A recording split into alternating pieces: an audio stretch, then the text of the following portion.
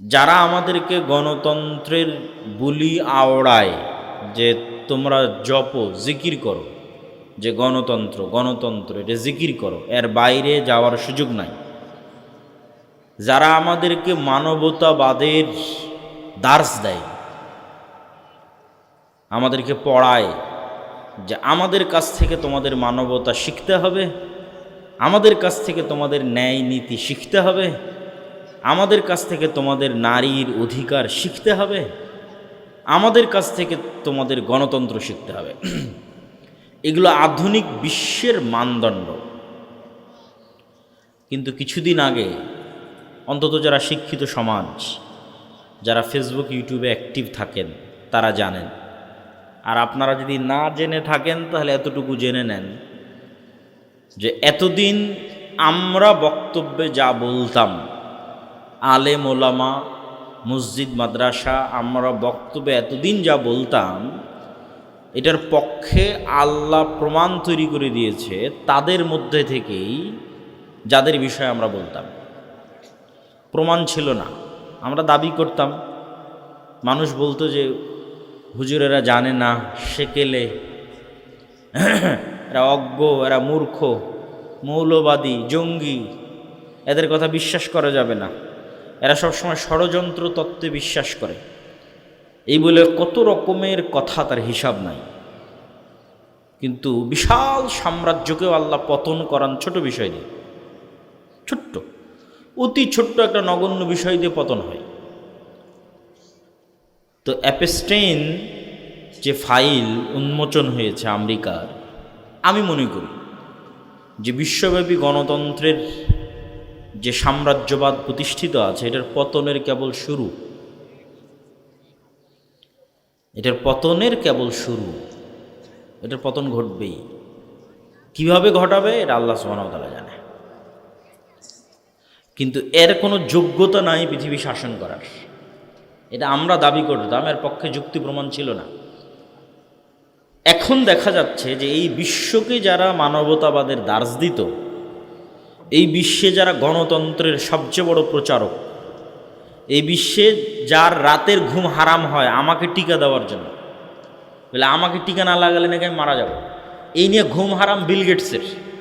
কি হিতাকাঙ্ক্ষী Bill Gates! আমার Bill Gates মুসলমানের কি হিতাকাঙ্ক্ষী যে মুসলমানের করোনা ভাইরাসের টিকা না দিলে তো মুসলমান মরে যাবে, তো ওকে বাঁচানোর জন্য এখন করোনা ভাইরাসের মুসলমানের টিকা দিতে হবে, এই চিন্তায় ঘুম হয় না বিল গেটসের।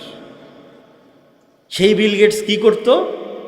সেই বিল গেটস, ডোনাল্ড ট্রাম্প, আরও যারা আছে তাদের নাম ওই ফাইলে এসেছে, এরা জ্যান্ত ছোট ছোট শিশু মেয়ে বাচ্চাদের গোস্ত পর্যন্ত ভক্ষণ করত। তাহলে কি পরিমাণ হিতাকাঙ্ক্ষী! না হিতাকাঙ্ক্ষীর নামে অন্য কিছু এবার বলেন।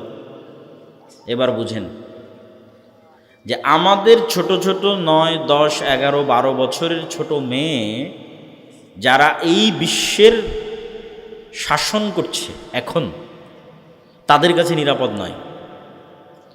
তথা এই বিশ্বের শাসন ব্যবস্থায় যারা বসে আছে প্রত্যেকটা এক একটা নরপশু।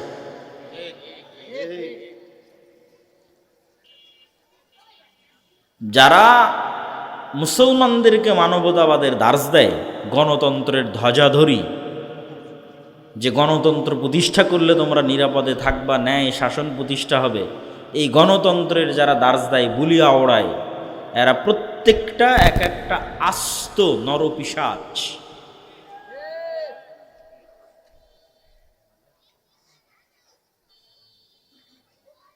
তো যারা জানেন তারা তো জানেন, যারা জানেন না তারা অবশ্যই দেখতে পারেন যে কোন রুচিতে এবং কোন আস্থায় এবং কোন বিশ্বাসে মুসলমানরা এখনো বিশ্বাস করবে, এখনো মনে করবে যে না, নারীদের অধিকার আমাকে পাশ্চাত্য থেকে নিতে হবে, ডুবে মরে যাওয়া উচিত।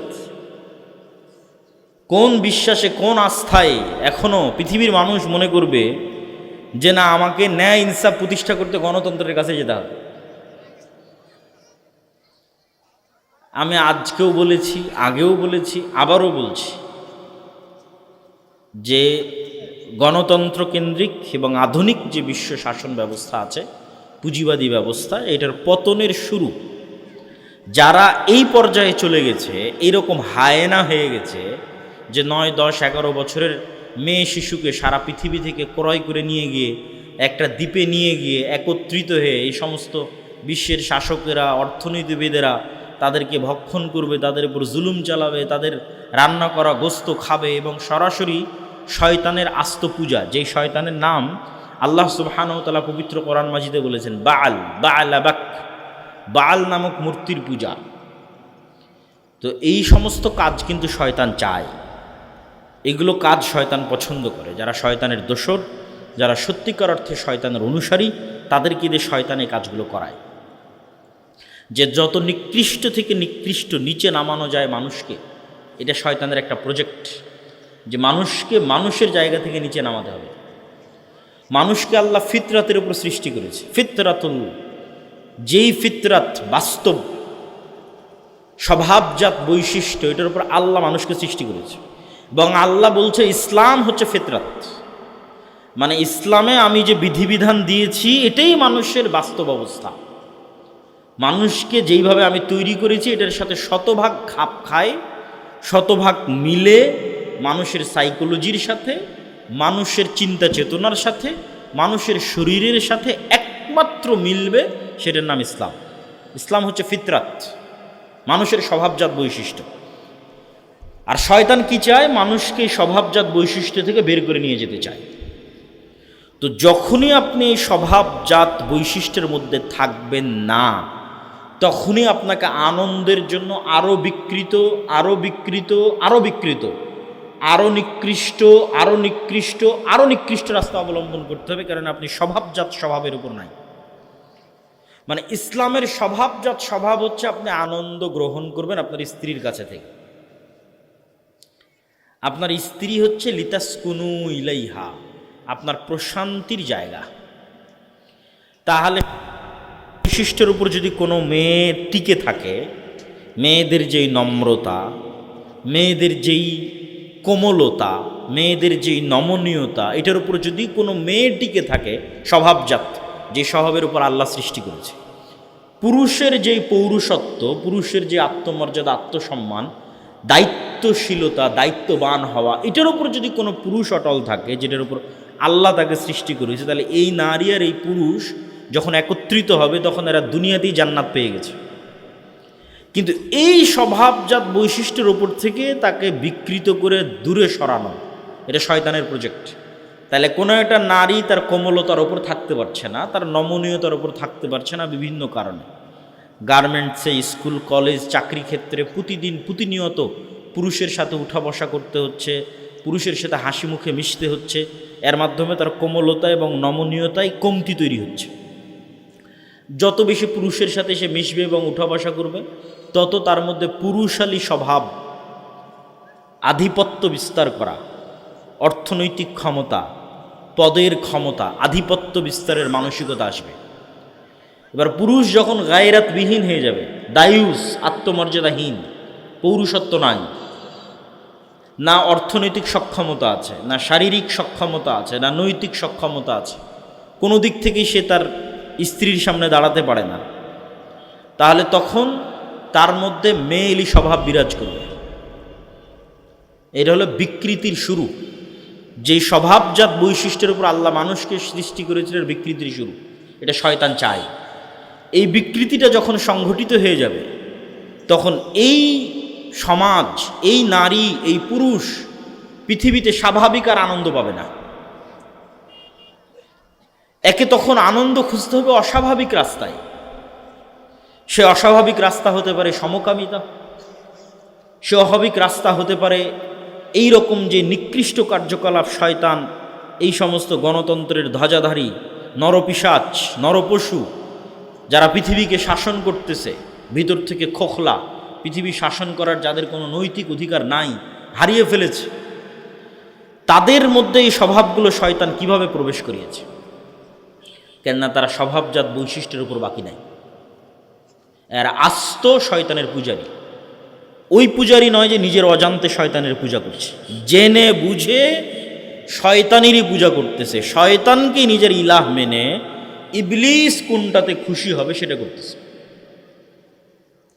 এবং যদি তারা সরাসরি ইবলিসের সাথে মিটিং দেয়, সরাসরি শয়তানের সাথে সাক্ষাতে কথা বলে, তবু আশ্চর্যের হওয়ার কোনো বিষয় নয়, স্বাভাবিক একটি বিষয়। তো এই যে শয়তান এবং শয়তানের অনুসারী যারা যারা আজকের পৃথিবী শাসন করছে, এদের শত্রু তো ইসলাম, এদের শত্রু তো নবীরা, নবীদের উত্তরসূরিরা, এদের শত্রু তো মানুষের স্বভাবজাত বৈশিষ্ট্য যেটার উপর ইসলাম টিকে আছে। তো এই জন্য আমি আমার বহু বক্তব্যে বলেছি এবং আজকেও বলছি, ইসলাম নিজেই কোনো দল, সংগঠন, মতবাদ, আদর্শ, নির্বাচন, ভোট কোনো কিছু ছাড়াই ইসলাম নিজেই ইটসেলফ একটা বিপ্লব। নিজেই ইসলাম নিজেই পৃথিবীকে পরিবর্তন করে দিতে পারবে, ইসলাম নিজেই বাংলাদেশকে পরিবর্তন করে দিতে পারবে। কিন্তু ইসলামের ওই জায়গায় আমাদের পৌঁছতে হবে, সেই জায়গায় আমরা পৌঁছতে পারিনি। আমরা এখন যে জায়গায় দাঁড়িয়ে আছি এটার নাম নেফাকি, মোনাফিকি। যেহেতু আমরা শতভাগ 90% মুসলমানের দেশ, আমরা যেহেতু ইসলামের ওই জায়গায় পৌঁছতে পারিনি, তাহলে আমরা দাঁড়িয়ে আছি কোথায়? আমরা মুনাফিকির স্তরে দাঁড়িয়ে আছি। এই মুনাফিকের স্তর থেকে আমাদেরকে পূর্ণতার স্তরের দিকে এগিয়ে যেতে হবে, পরিপূর্ণতার স্তরের দিকে। আর এই পরিপূর্ণতার স্তরের দিকে এগিয়ে যাওয়ার জন্য কট্টরভাবে ইসলাম অনুসরণের বাইরে আর দ্বিতীয় কোনো রাস্তা নেই। শয়তানের অনুসারী যত শক্ত এবং মজবুতভাবে শয়তানের অনুসরণ করে, ইসলামের অনুসারীদেরকে ঠিক ততই কট্টরভাবে ইসলামের অনুসরণ করতে হবে এবং ইসলামের উপর আস্থা রাখতে হবে, ইসলামের উপর বিশ্বাস রাখতে হবে। প্রিয় উপস্থিতি,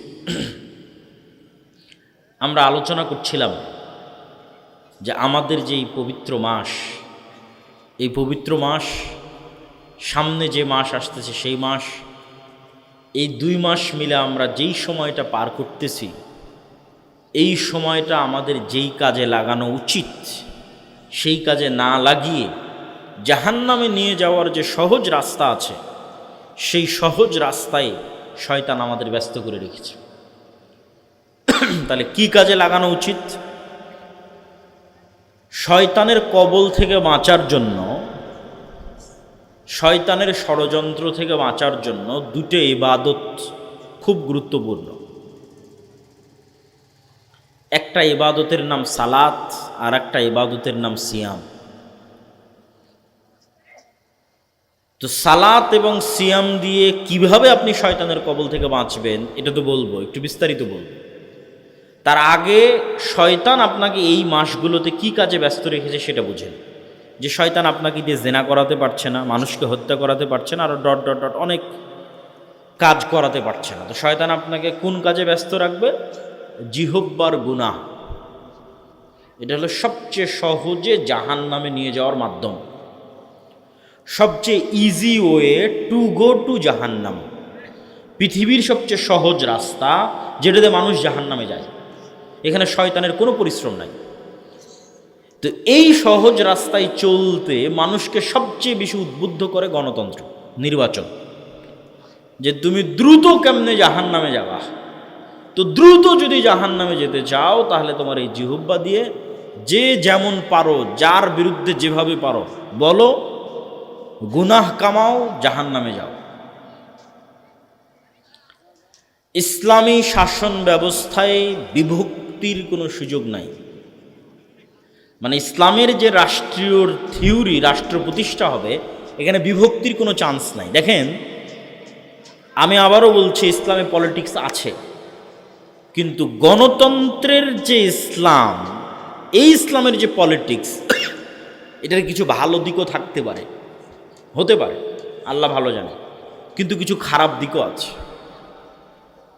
এই খারাপ দিকটা হচ্ছে সরাসরি ইসলামকে শত্রু বানিয়ে দেওয়া হয়, সরাসরি ইসলাম শত্রুতে পরিণত হয়ে যায়। যেমন গত 17 বছর ছিল, ঠিক আল্লাহ ভালো জানে কি হবে, কিন্তু যেহেতু গণতন্ত্রের রাজনীতি বিভক্তির রাজনীতিকে পছন্দ করে, ইসলাম বিভক্তির রাজনীতি পছন্দ করে না। কেননা বিভক্তি মানে কখনো রাষ্ট্র এক হতে পারে না, আর গণতন্ত্র মানে তোমরা পরস্পর বিভক্ত থাকো আর মারামারি করো।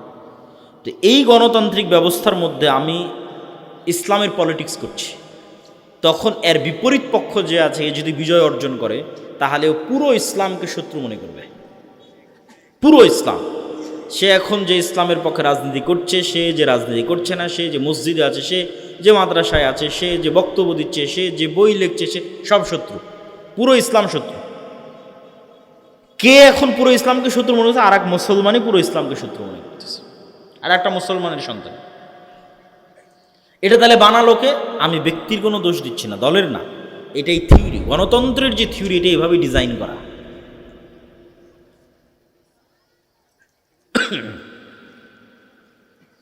তো এই যে বিভক্তির যে রাজনীতি, এই বিভক্তির রাজনীতির সবচেয়ে বড় অনুষঙ্গ হচ্ছে গীবত, তহমত, অপবাদ। কে কাকে কত নিচে নামাতে পারে, কে কার কত চরিত্র হনন করতে পারে, এটার প্র্যাকটিস। আর এটার প্র্যাকটিস কখনো স্বাধীন নেতার প্র্যাকটিস হতে পারে না, এটার প্র্যাকটিস গোলামের প্র্যাকটিস। মুহাম্মদ সাল্লাল্লাহু আলাইহি ওয়াসাল্লামের 63 বছরের জীবনের একটা উদাহরণ কেউ নিয়ে এসে দিতে পারবে না যে মুহাম্মদ সাল্লাল্লাহু আলাইহি ওয়াসাল্লাম তার শত্রুর চরিত্র হনন করতে চেয়েছেন। আবু সুফিয়ান যদি এক দিনের জন্য, এক সেকেন্ডের জন্য বুঝত যে মুহাম্মদ সাল্লাল্লাহু আলাইহি ওয়াসাল্লাম তাকে ব্যক্তিগতভাবে অ্যাটাক করেছেন, আদর্শিক আক্রমণ নয়, ব্যক্তিগত অ্যাটাক। ব্যক্তিগত অ্যাটাক যেমন ধরেন আবু সুফিয়ান কথার কথা বলছে, আবু সুফিয়ান কানা, আবু সুফিয়ান বাঠু, আবু সুফিয়ানের টাকা নাই, আবু সুফিয়ান গরিব, উমুকের ঘরের উমুক, কত রকমভাবে একজনকে ব্যক্তিগত অ্যাটাক করা যায়। গায়ের রং দিয়ে ব্যক্তিগত অ্যাটাক করা যায়, বিভিন্নভাবে করা যায়। তো যেহেতু আবু সুফিয়ানের সাথে মোহাম্মদ সাল্লাল্লাহু আলাইহি ওয়াসাল্লামের দীর্ঘদিনের দ্বন্দ্ব, তা আবু সুফিয়ান খুব ভালোভাবে জানে যে মোহাম্মদ সাল্লাল্লাহু আলাইহি ওয়াসাল্লাম একদিনের জন্য আবু সুফিয়ানকে ব্যক্তিগত অ্যাটাক করেন, যারে তুই তো এরকম না। এই শত্রুতাটা শুধু আদর্শিক, যার ফলশ্রুতিতে আবু সুফিয়ান যেদিন ইসলাম গ্রহণ করেছে তার সিদ্ধান্ত নিতে এক সেকেন্ডও দেরি করতে হয়নি যে আমি কেমনি গিয়ে মোহাম্মদ সাল্লাল্লাহু আলাইহি ওয়াসাল্লামের সামনে নত হব। কেন নত হতে তো কোনো বাধা নাই, এখানে কোনো ইগো কাজ করবে না। কেন মোহাম্মদ সাল্লাল্লাহু আলাইহি ওয়াসাল্লাম কোনোদিন আবু সুফিয়ানকে ব্যক্তিগত আক্রমণ করেইনি, তো কিসের ইগো কাজ করবে? কিন্তু গণতন্ত্র যে কালচারটা আমাদের মধ্যে তৈরি করে, এটা এক নেতা আর এক নেতাকে যদি ব্যক্তিগত আক্রমণ না করে, এক দলের লোক আর এক দলকে যদি ব্যক্তিগত আক্রমণ না করে, তাহলে এখানে ভোট কিভাবে আসবে?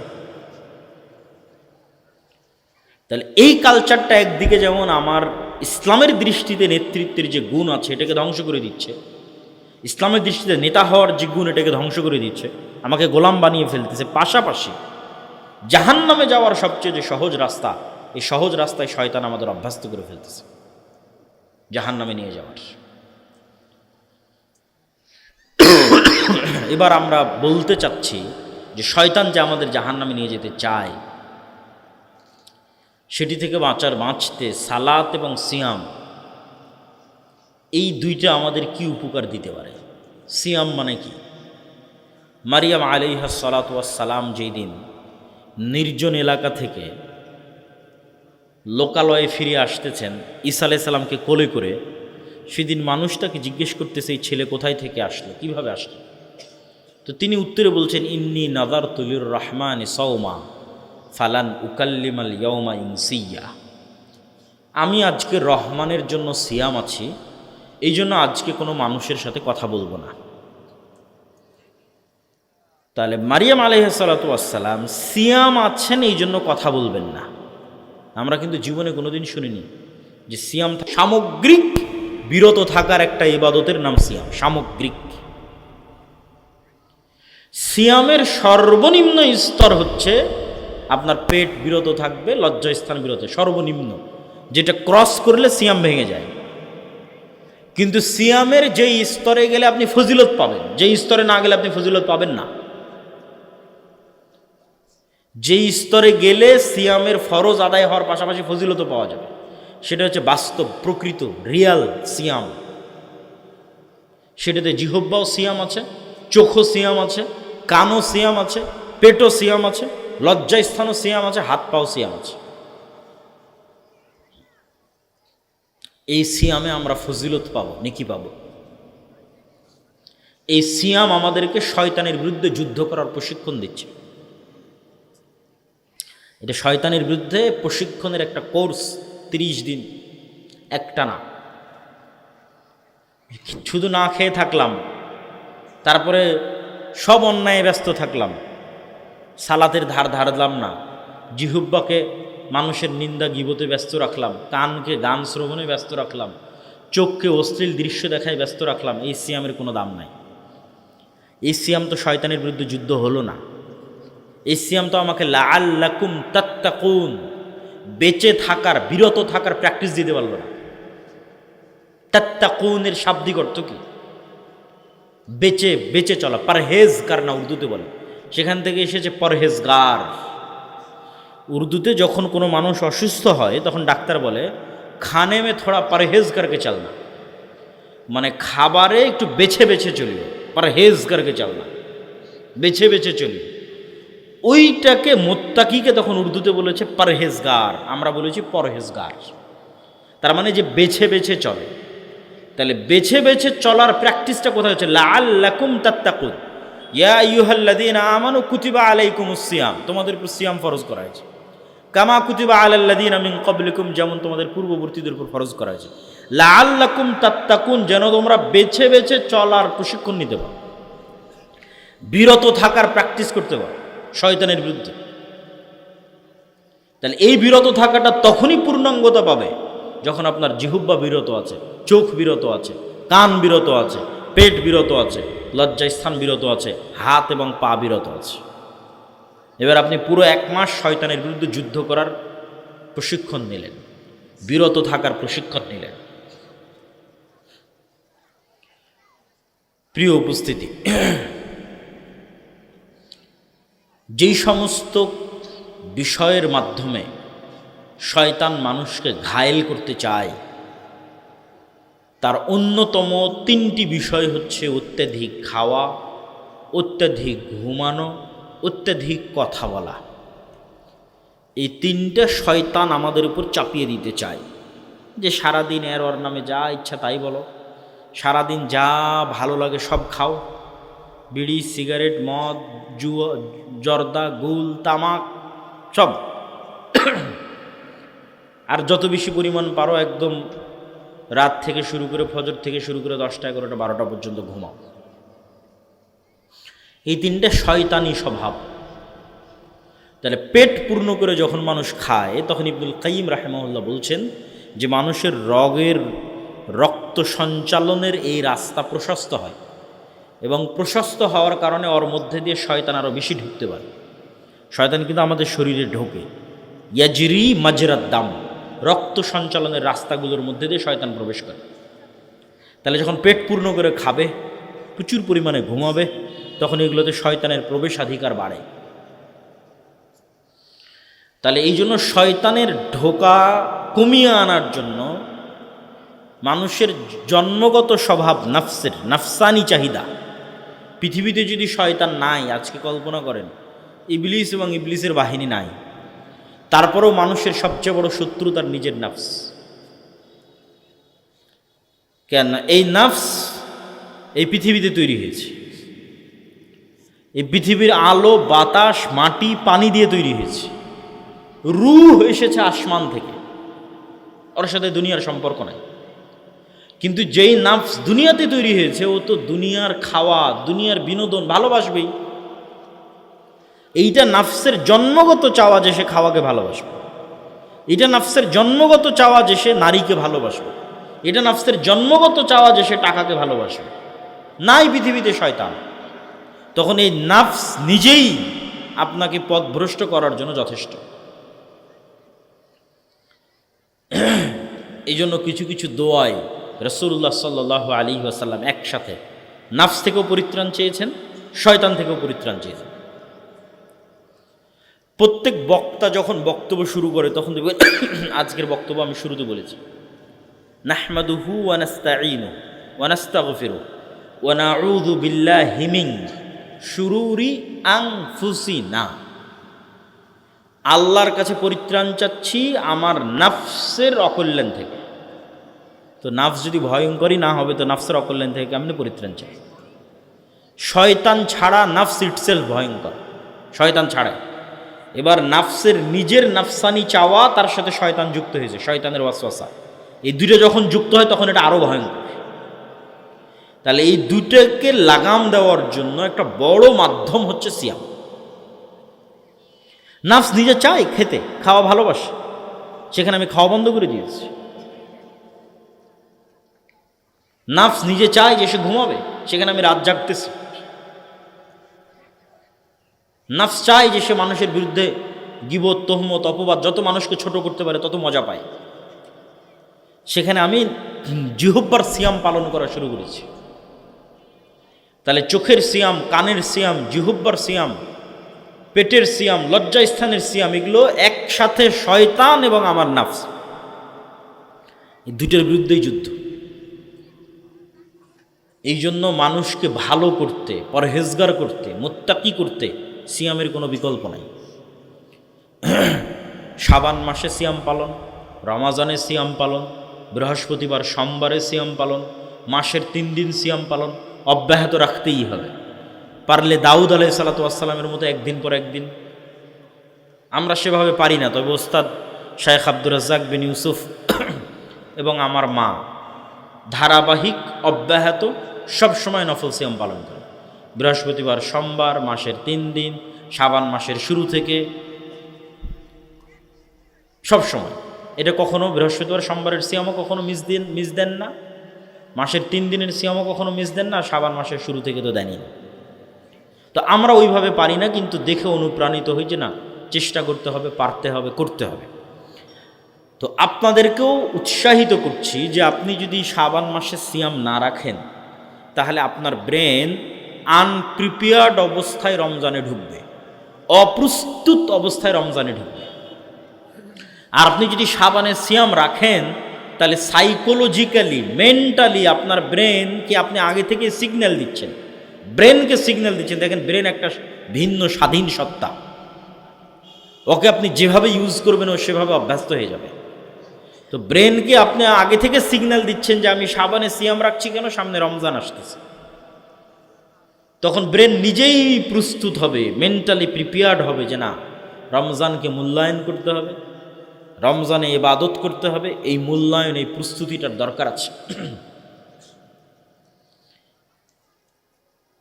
সিয়ামের বিষয়ে আর একটা কথা বলে আমরা সালাত কিভাবে আমাদেরকে শয়তানের কবল থেকে রক্ষা করতে পারে সেটির দিকে আগাবো।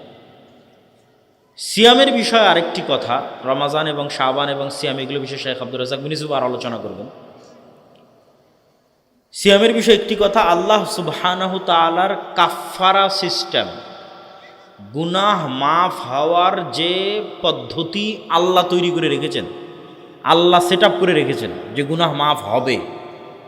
এই পদ্ধতিতে আপনি জেহারের কাফফারা বলেন, কসম ভঙ্গের কাফফারা বলেন, দিনের বেলা রমজান মাসে স্ত্রীর কাছে যাওয়ার গুনাহের কাফফারা বলেন, হজ বা উমরায় ভুল হলে দম দেওয়ার কাফফারা বলেন, অনিচ্ছাকৃত কোনো মানুষকে হত্যা করলে দিয়াতের কাফফারা বলেন, এই প্রত্যেকটা গুনাহ, কথা যত গুনাহের কাফফারা আল্লাহ দিয়েছে পৃথিবীতে,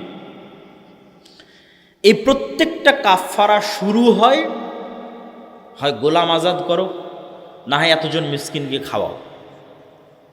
এটা দিয়ে গোলাম আজাদ সর্বোচ্চ, না গোলাম আজাদ করতে বেশি টাকা লাগে, তার চেয়ে একটু কম টাকা লাগবে মিসকিনকে খাওয়ানো, পরিমাণ কম বেশি, কোথাও 10 জন মিসকিন, কোথাও 60 জন মিসকিন, এক একটা এক এক ধরনের কাফফারা নির্ধারণ করা আছে। তথা প্রথম যে দুইটা বললাম, এই দুইটা হচ্ছে টাকা, গোলাম আজাদ করতে টাকা দিতে হবে, মিসকিনকে খাওয়াতে টাকা দিতে হবে। তথা পকেট থেকে টাকা আল্লাহর রাস্তায় বের হলে গুনাহ মাফ হয়। এটা কাফফারা সিস্টেমকে দেখলে বোঝা যায় যে আল্লাহ কিভাবে কাফফারার সিস্টেম নির্ধারণ করেছে। 2 নাম্বার, যখন এই দুইটার কোনোটাই কেউ পারে না তখন বলে সিয়াম রাখো। যে কোনো কাফফারা আপনি উঠিয়ে দেখেন, এখান থেকে গিয়ে যে কোনো ফতোয়ার বই, যে কোনো মাসলা মাসাইলের বই খুলে আপনি দেখেন যে কাফফারায় আল্লাহ কি বলছে। গোলাম আজাদ করো, মিসকিনকে খাওয়াও, এগুলোর একটাও পারছো না। মানে টাকার রাস্তা যখন শেষ, টাকার সক্ষমতা যখন শেষ, তখন এবার বলে এতদিন সিয়াম রাখো। তাহলে কোথাও বলা আছে 3 দিন সিয়াম রাখো, কোনোটাতে বলা আছে 10 দিন সিয়াম রাখো, কোনোটায় বলা আছে একটানা 60 দিন সিয়াম রাখো। তার মানে আল্লাহর কাফফারা সিস্টেমে গুনাহ মাফ হওয়ার একটা বড় মাধ্যম সিয়াম। বলেন আল্লাহু আকবার। পৃথিবীর যে কোনো গুনাহ অত্যাধিক সিয়াম দিয়ে মাফ হয়ে যেতে পারে।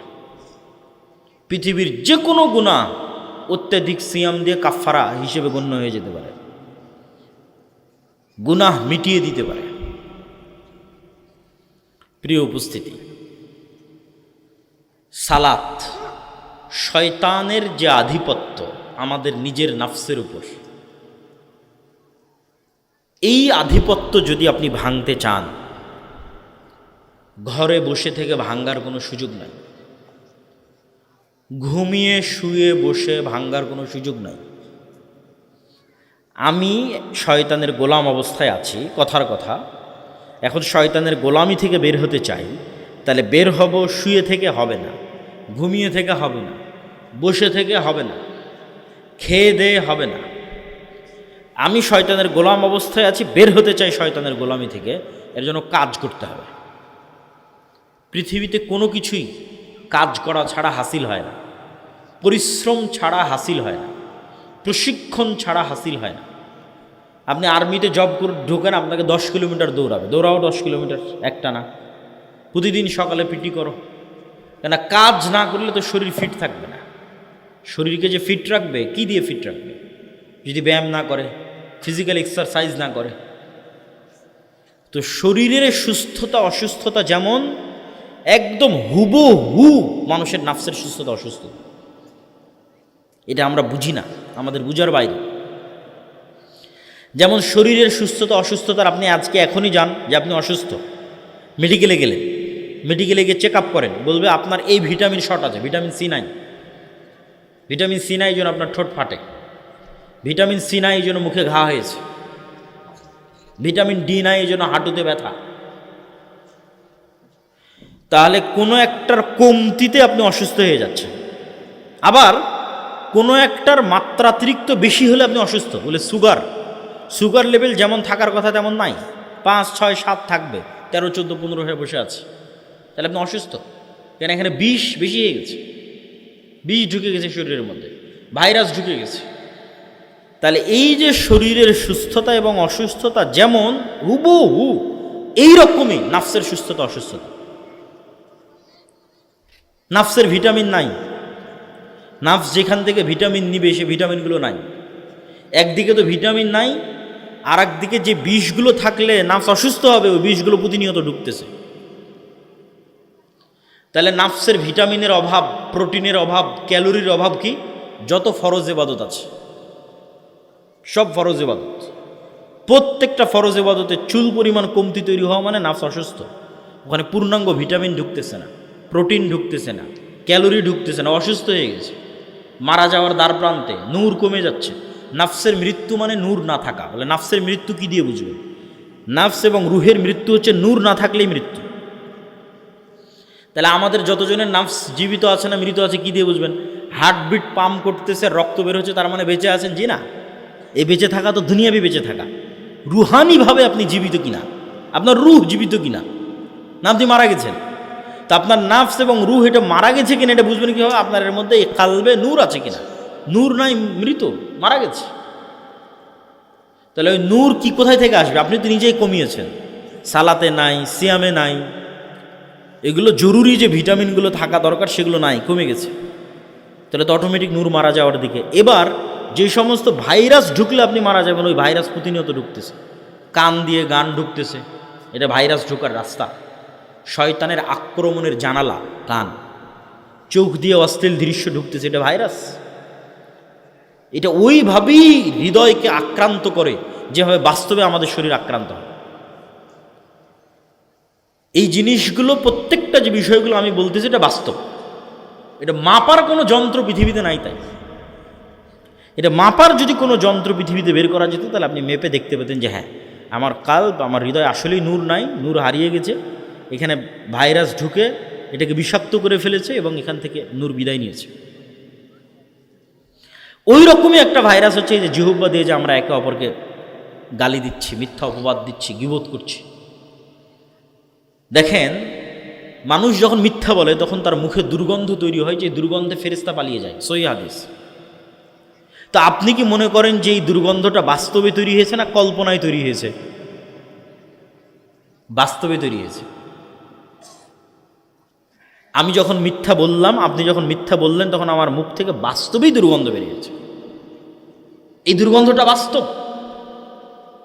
কিন্তু ওই দুর্গন্ধটা যেই লেভেলে ফিল করা যাবে, ওই লেভেলের মতো সূক্ষ্ম গন্ধ নেওয়ার ক্ষমতাই নাকের নাই, কিন্তু দুর্গন্ধ বাস্তবে বেরিয়েছে। যেমন কুকুরের নাকের যেই লেভেলের দুর্গন্ধ নেওয়ার সক্ষমতা, ওই লেভেলের গন্ধ নেওয়ার সক্ষমতা তো আমার নাকের নাই। ফলে তো আমি বলবো যে বোতলেরও গন্ধ নাই, এই মাইকেরও গন্ধ নাই, জামারও গন্ধ নাই, কিন্তু প্রত্যেকটার গন্ধ আছে। তাহলে এগুলো বাস্তব লেভেলে ঘটে। তো আল্লাহ সুবহানাহু ওয়া তাআলার কাছে একজন সিয়াম পালনকারীর মুখের গন্ধ মিসকে আম্বর, মেরিগো নাভির যে পৃথিবীর সর্বশ্রেষ্ঠ গন্ধ, তার চেয়ে বেশি প্রিয়। এটা কখন? যতক্ষণ এই জিহ্বা, এই চোখ, এই কান এগুলো দুর্গন্ধের মধ্যে ঢোকেনি। আমি আছি সিয়াম, কিন্তু আমার জিহ্বা থেকে দুর্গন্ধ বের হচ্ছে, মিথ্যা বলতেছি দুর্গন্ধ, গীবত করতেছি দুর্গন্ধ, অপবাদ দিচ্ছি দুর্গন্ধ। তাহলে এটা থেকে কিভাবে সুগন্ধি বের হবে? আল্লাহর কাছে কেমনে এটা সুগন্ধযুক্ত মনে হয়? ওই সিয়াম পালনকারীর মুখের গন্ধ থেকেই সুগন্ধি বের হবে, যে সিয়াম পালনকারীর মুখ দুর্গন্ধের মধ্যে ঢুকে। তো আমাদের যে নফস, রূহ এবং কলব, এইটার উপর যদি আমি আধিপত্য বিস্তার করতে চাই, যে না একে শয়তানের গোলামি থেকে বের করব, তাহলে একে কাজ না দিলে, ট্রেনিং না দিলে, ভালো মতো ভিটামিন প্রোটিন না দিলে, ভাইরাস বের না করলে কখনোই ঠিক হবে না। ঠিক আমাদের শরীরের ফিটনেসের জন্য যেমন ব্যায়াম দরকার, ওইরকম নফসকে কন্ট্রোলে আনার জন্য ওর প্রশিক্ষণ দরকার। তাহলে ওর সবচেয়ে বড় প্রশিক্ষণ কি? যেই প্রশিক্ষণটা মৃত্যু পর্যন্ত একদিনের জন্য মিস দেওয়া মানে ওই একদিনই অসুস্থ, সেটা হচ্ছে সালাত। এটা কাজ, একটা মাত্র কাজ আল্লাহ সুবহানাহু ওয়া তাআলা মুসলমানদের জন্য দিয়েছে, শুধু একটাই কাজ, আর কোনো কাজ দেয়নি। এটা আবার ভুল বুঝিয়েন না, ভুল ব্যাখ্যা করিয়েন না, বুঝিয়ে বলতেছি। আমি বলছি কি, যে আল্লাহ মুসলমানদের শুধু একটাই কাজ করতে দিয়েছে, আর কোনো কাজ দেয়নি। ব্যাখ্যা কি? ব্যাখ্যা হচ্ছে, প্রথমে আপনাকে বুঝতে হবে আল্লাহ সুবহানাহু তাআলার আদেশ তার নিষেধের চেয়ে লক্ষ কোটি গুণ দামি। আবার বুঝেন, আল্লাহর আদেশ তার নিষেধের চেয়ে বেশি বড়, বেশি মহৎ। নিষেধও বড় মহৎ, আদেশটা বড়। কেন? একটা প্রতিষ্ঠান আপনি চালু করেছেন, এটাও একটা মাদ্রাসার প্রোগ্রাম। একটা প্রতিষ্ঠানের নিয়ম কানুন ঠিক রাখার জন্য অনেক নিষেধ আছে। ফোন চালানো যাবে না, এতটার পরে ঘুমানো যাবে না, এই প্যান্ট পরা যাবে না, এই কাপড় পরা যাবে না। মাদ্রাসায় ধরেন অসংখ্য নিষেধ আছে। আপনি এখন সব নিষেধগুলো ফলো করলেন, কিন্তু ওই মাদ্রাসায় এতগুলো নিষেধ দেওয়া আছে যেই কাজটাকে ভালো করে করার জন্য। ওকে ফোন চালাতে দিবে না, এটা নিষেধ করে রেখেছে। ওকে প্যান্ট পরতে দিবে না, নিষেধ করে রেখেছে। এইগুলো নিষেধ দিয়ে রেখেছে একটা কাজ ভালো মতো করার জন্য, সেটা যে নিয়মিত ক্লাসে উপস্থিত হয়ে পড়া ঠিক মতো করা। তো ওইটা দিয়ে নাই, তাহলে নিষেধ মানে লাভ আছে? আমি যদি বুঝাতে না পারি, এটা আমার ব্যর্থতা। যেই একটা মূল কাজকে সামনে রেখে এতগুলো নিষেধ দেওয়া আছে, ওইটা দিয়ে তো আমি নাই, ওই নিষেধের কি দাম? তাহলে আল্লাহ সুবহানাহু ওয়া তাআলা অসংখ্য নিষেধ দিয়েছে, এই সমাজ ব্যবস্থাটাকে ঠিক রাখতে হবে। তো মানুষ যদি মানুষকে হত্যা করে, সমাজ ধ্বংস হয়ে যাবে। আল্লাহ জেনাকে হারাম করেছে, জেনা যদি হারাম না থাকে তাহলে পরিবার ধ্বংস হয়ে যাবে। তাহলে এই পৃথিবীকে টিকিয়ে রাখার জন্য মানুষের এই সমাজ ব্যবস্থাকে টিকিয়ে রাখার জন্য অসংখ্য নিষেধ আছে। মদকে আল্লাহ হারাম করেছে। যদি সবাই মদ্যপায়ে আসক্ত হয়, সমাজে বিশৃঙ্খলা দেখা দিবে। সবাই যদি জুয়ায় আসক্ত হয়, সমাজ ধ্বংস হয়ে যাবে। তাহলে সমাজকে বাঁচিয়ে রাখার জন্য তো এগুলো লাগবে, কিন্তু এগুলো লাগবে কি করতে? একটা কাজ, সে কাজটার নাম কি বলেন? মাত্র কাজ হিসেবে একটাই দেওয়া আছে, কাজ একটা। তো বলবেন যে আরও তো কাজ আছে, সিয়াম আছে, হজ আছে, জাকাত আছে। কোনো একটা কাজ আদেশ হিসেবে আল্লাহ দৈনিক করতে হবে, এরকম কোনো কাজ আল্লাহ সুবহানাহু ওয়া তাআলা দেননি। কোনো একটা কাজ দৈনিক করতে হবে, নারী পুরুষ নির্বিশেষে, কেউ বাদ যাবে না, ধনী গরিব নির্বিশেষে, এরকম কোনো কাজ আল্লাহ সুবহানাহু ওয়া তাআলা দেননি। হজ যে ধনী সে করবে, গরিবের নাই। জাকাত যে ধনী সে দিবে, গরিবের নাই। সিয়াম বছরে একবার রমজান মাসে আসতেছে। তাহলে আপনি যে মুসলমান হলেন, আপনি এখন একটা হিন্দু মানুষ। অসংখ্য হিন্দু মানুষ ভালো থাকার জন্য মদ খায় না, সমাজে ভালো হওয়ার জন্য জেনা ব্যভিচার হত্যা রাহাজানি খুন চুরি ডাকাতিতে নিযুক্ত হয় না। এই হিন্দু মানুষটা মুসলমান হয়ে কি করবে? এই মানুষটা তো আগে থেকে মদ খায় না, তোর কাজ কি? ওকে তো আর আপনি বলতে পারছেন, বাবা তুমি হিন্দু থেকে মুসলমান হলা, তুমি তো মদ খায়ও না। তো বললে, ভাই আমি তো আগে থেকে মদ খাই। কত লক্ষ লক্ষ খ্রিস্টান নেবেন, চুরি চামারি ডাকাতি অন্যায় করে না। তো বলে, বাবা তুমি তো খ্রিস্টান থেকে ইসলাম গ্রহণ করলো, তো ইসলামের নিয়ম হচ্ছে চুরি চামারি করা যাবে না। বলে, আমি তো আগে থেকে চুরি চামারি করি না। তো ও খ্রিস্টান যে মুসলমান হবে, হিন্দু যে মুসলমান হবে, ভালো খ্রিস্টান ভালো হিন্দু মুসলমান হয়ে করবে কি? একটাই কাজ আছে, সেই কাজটা কি বলেন তো? সালাত। এইবার বুঝলেন ওই হাদিসের অর্থ, যে মুশরিক আর মুসলমানের মধ্যে পার্থক্য কি? সালাত। তুমি সালাত আদায় করো, তো মুসলমানই নাই, তুমি মুসলমান থাকারই তো কোনো দরকার নেই। কেন এরকম আরো অসংখ্য হিন্দু আছে, খ্রিস্টান আছে, মদ খায় না, বিড়ি খায় না, জুয়া খায় না, জুয়া খেলে না, চুরি করে না, ডাকাতি করে না, কত হিন্দু খ্রিস্টানের। তাহলে ওই হিন্দু খ্রিস্টান আর তোমার মধ্যে পার্থক্য, কোনো পার্থক্য নেই। তাহলে আদেশ হিসেবে নারী পুরুষ নির্বিশেষে, ধনী গরিব নির্বিশেষে প্রতিদিন করতে হবে আল্লাহর একমাত্র একটাই আদেশ, তার নাম সালাত। এই জন্য সালাতের ক্ষেত্রে কোনো এক্সকিউজ দেওয়ার অপশন রাখা হয়নি, যে সালাতের ক্ষেত্রে আমি কোনো অজুহাত দিব, এই অজুহাত দেওয়ার কোনো অপশন রাখা হয়নি। সিয়ামে অজুহাত আছে, মনে করলাম সিয়াম নারী পুরুষ নির্বিশেষে, মনে করে নিলাম সিয়াম ধনী গরিব নির্বিশেষে, কিন্তু সিয়ামে অজুহাত দিতে পারবো। বলে, আমি বুড়ো হয়ে গেছি, সিয়াম রাখতে পারবো। ঠিক আছে, সমস্যা নেই, ফিদিয়া দিয়ে দাও। বলে, আমি গর্ভবতী, আমি ঋতুবতী, সিয়াম রাখবো। ঠিক আছে, তোমার জন্য এই অপশন দিয়ে দিলাম। অসুস্থ, তো তোমার জন্য অপশন দিয়ে দিলাম। তাহলে যেই সিয়ামটা আমরা অন্তত ধনী গরিব উভয়ের জন্য রেখেছিলাম, ওইটাতেও ডট ডট ডট ডট অসংখ্য অপশন আছে।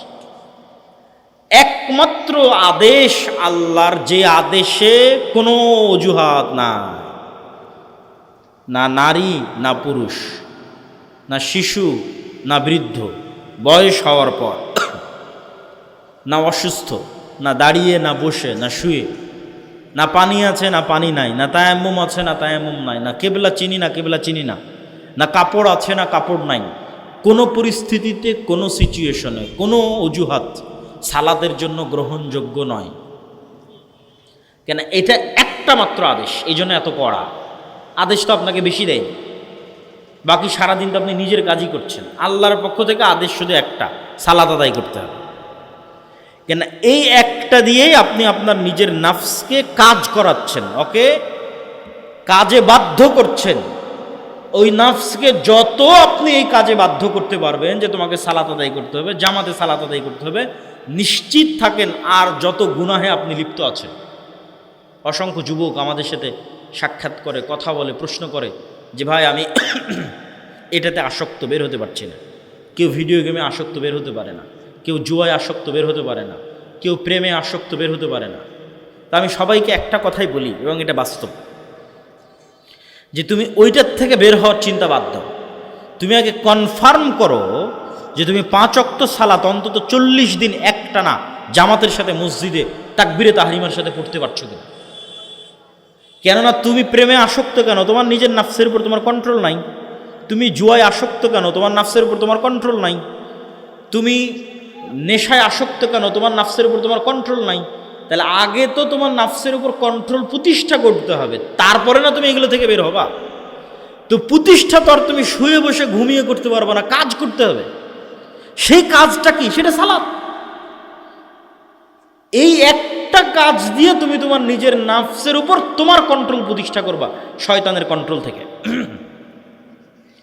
তো অন্তত একটা ডোজ, একটা কোর্স যদি তুমি কমপ্লিট করো যে না আমি 40 দিন একটানা 5 ওয়াক্ত সালাত জামাতে আদায় করবো। যেমন সামনে রমজান আসতেছে, রমজানের 30 দিন যদি আপনি কট্টর সিদ্ধান্ত নেন যে না রমজানের 30 দিন যেমন পুরো শরীরের সিয়াম চলবে, লাআল্লাকুম তাত্তাকুন যেটা আগে বলেছি, তার সাথে আমার নাফসকে আমি মাত্র একটা কাজ দিব।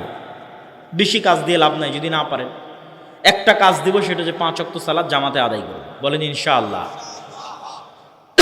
তাহলে একটানা 30 দিন, তারপরে যদি আরো 10 দিন যুক্ত করে 40 দিন করেন, এটা একটা কোর্সের মতো, একটা ডোজের মতো। অ্যান্টিবায়োটিক ডোজ যেমন পূর্ণ কমপ্লিট করতে হয়, এই পূর্ণ যখন আপনি একবার 40 দিন বলছি, এই পূর্ণ 40 দিন যখন আপনি কমপ্লিট করে ফেলবেন, আপনি নিজেই বুঝতে পারবেন যে আপনার নাফসের উপর আপনার কন্ট্রোল ক্ষমতা প্রতিষ্ঠিত হয়ে গেছে। তাহলে বক্তব্যের দ্বিতীয় অংশ, সিয়াম শয়তানের বিরুদ্ধে যুদ্ধ, সালাত শয়তানের বিরুদ্ধে যুদ্ধ। যে অংশ দিয়ে বক্তব্য শেষ করব সে অংশটা হচ্ছে সালাত জিকির। এটা সব শেষে বলে বক্তব্য শেষ করব। তার আগে 2 মিনিট আপনাদের এই প্রতিষ্ঠান সম্পর্কে কথা। আমার বক্তব্যের মধ্যে একবার এই আলোচনা এসেছে যে টাকার মাধ্যমে গুনাহের কাফারা হয়। ওই পয়েন্টকে ধরে একটু সামনের দিকে আগাই। ইন্নাল্লাহা আশতারা মিনাল মুমিনিনা আনফুসাহুম ওয়া আমওয়ালাহুম বিআন্না লাহুমুল জান্নাহ। মহান আল্লাহ জান্নাতে প্লট এবং ফ্ল্যাট বিক্রি করবেন। হাল আদুল্লুকুম আলা তিজারাতিন, আমি কি তোমাদের এমন একটা ব্যবসার কথা বলে দিব না যেই ব্যবসাটা হবে আল্লাহর সাথে। তো ব্যবসা হবে আল্লাহর সাথে, আল্লাহ বিক্রি করবে কি? জান্নাতের প্লট এবং জান্নাতের ফ্ল্যাট এবং জান্নাতের বাগান, জান্নাতের ঝর্ণা, জান্নাতের ঘর, জান্নাতের গাছ। জান্নাতের একটা গাছও বিক্রি হবে। একজন সাহাবী জান্নাতের একটা খেজুর গাছ কিনেছেন পুরো একটা বাগানের বিনিময়ে, পুরো একটা খেজুর বাগানের বিনিময়ে জান্নাতে একটা গাছ কিনেছেন। যেটা সংক্ষিপ্ত ঘটনা হচ্ছে, একজন গরিব সাহাবী রাসূল সাল্লাল্লাহু আলাইহি সাল্লামের কাছে এসে বলছিলেন যে আল্লাহর নবী, আমার বাড়ির পাশে একজনের খেজুরের গাছ আছে, গাছটা হেলে আমার বাড়ির মধ্যে চলে এসেছে। তো আমার ছোট ছোট শিশু বাচ্চারা ওই খেজুর গাছের থেকে খেজুর পাড়ে। তো ওই ধনী ব্যক্তিটা বকাঝকা করে। আল্লাহর নবী ওই ব্যক্তিকে ডেকে বললেন, তুমি এই খেজুর গাছটা জান্নাতে একটা খেজুর গাছের বিনিময়ে এই গরিবকে দিয়ে দাও। তো এই ব্যক্তি রাজি হলো না। সেও ভালো মানুষ, কিন্তু নিজের সম্পদের উপর নবীরও অধিকার চলে না। মানুষের সম্পদের উপর নবীরও কোনো অধিকার নেই, স্বেচ্ছায় না দিলে। তো এই ঘটনা একজন সাহাবী আবু দাহদা তার নিকট পৌঁছল। তার বিশাল এক খেজুরের বাগান ছিল। ওই ধনী ব্যক্তিকে গিয়ে সে বলল, তোমার এই খেজুর গাছটা আমি কিনতে চাই আমার এক বিশাল খেজুর বাগানের বিনিময়ে। তো বলে ঠিক আছে, বিক্রি করে দেবো, ভালো কথা, এত বড় খেজুর বাগান পাচ্ছি, মাত্র একটা খেজুর গাছ, কোনো সমস্যা নেই। বলে ঠিক আছে, দাও, দিলাম। তো আবু দাহদা বিশাল এক খেজুর বাগান ওই ধনী ব্যক্তিকে দিয়ে দিল, আর ওর থেকে একটা খেজুর গাছ কিনে নিল। ওই খেজুর গাছ কিনে নিয়ে এসে বা রাসূল সাল্লাল্লাহু আলাইহি ওয়াসাল্লামকে বলছে, আল্লাহর নবী আপনি এরকম ঘোষণা দিয়েছেন, এটা কি ঠিক? কি ঘোষণা? তো বলে, এই খেজুর গাছ